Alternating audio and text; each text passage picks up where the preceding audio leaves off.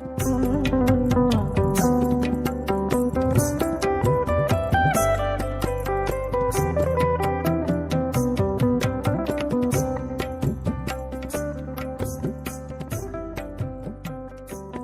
पावनी माँ गंगा धरती पर कैसे आईं? उन्हें पृथ्वी पर लाने की जरूरत क्यों पड़ी? आखिर क्या है पूरी कहानी? तो आज हम आपको बताएंगे गंगा नदी की धरती पर आने की पूरी कहानी। पौराणिक कथा के अनुसार प्राचीन काल में एक राजा हुए जिनका नाम सगर था। ये एक प्रतापी और शक्तिशाली राजा थे। इनकी दो पत्नियां थीं।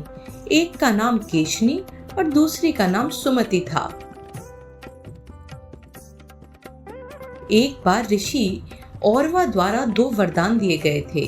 पहला वरदान एक बुद्धिमान और पवित्र पुत्र जो एक दिन एक महान राजा बन जाएगा, और दूसरा वरदान 60,000 पुत्र का। जहां केशनी ने एक बुद्धिमान पुत्र मांगा तो वहीं सुमति ने 60,000 पुत्रों को चुना।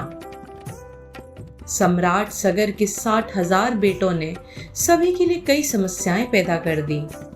इंद्र और अन्य देवताओं एवं साधु संत उनके द्वारा उत्पन्न परेशानियों से तंग आ चुके थे। ऋषि कपिल ने उन पुत्रों का ध्यान राजकाज में लगाने के लिए राजा से अश्वमेध यज्ञ करने के लिए कहा।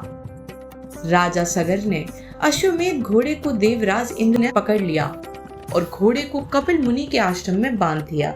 उधर राजा सगर के 60,000 पुत्र अश्वमेध घोड़े की तलाश में निकल पड़े। जब उन्होंने मुनि के आश्रम में घोड़े को बंधा देखा तो उन्हें लगा कि ऋषि ने अश्व को चोरी कर लिया है।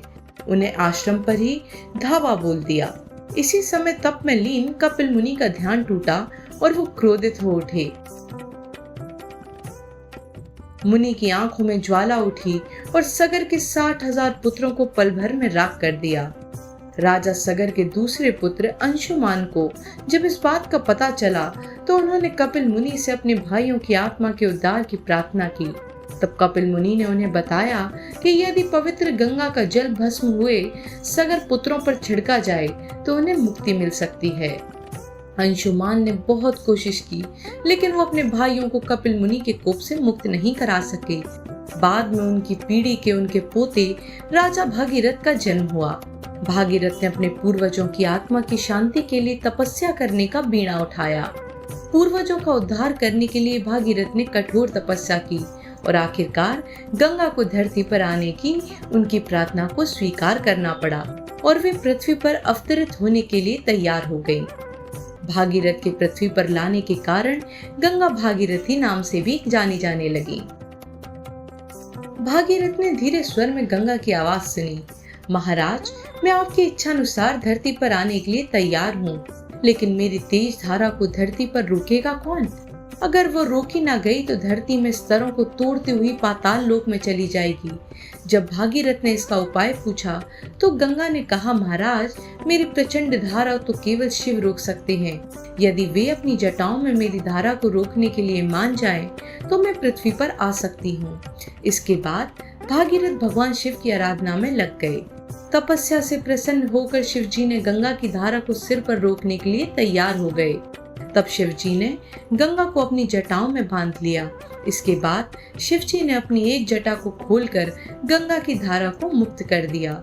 वहां से निकलने के बाद कपिल मुनि के आश्रम में पहुंचकर गंगा ने भागीरथ के महाराज सगर के 60,000 पुत्रों को मोक्ष प्रदान कर उनका उद्धार कर दिया। इसलिए माँ गंगा को मोक्षदायिनी भी कहा जाता है। भागीरथ का किया गया वो अतुलनीय कार्य जिससे आज भी हम सब पतित पावनी गंगा की कल कल जलधारा का आनंद ले रहे हैं। आप देखते रहिए के दर्शन।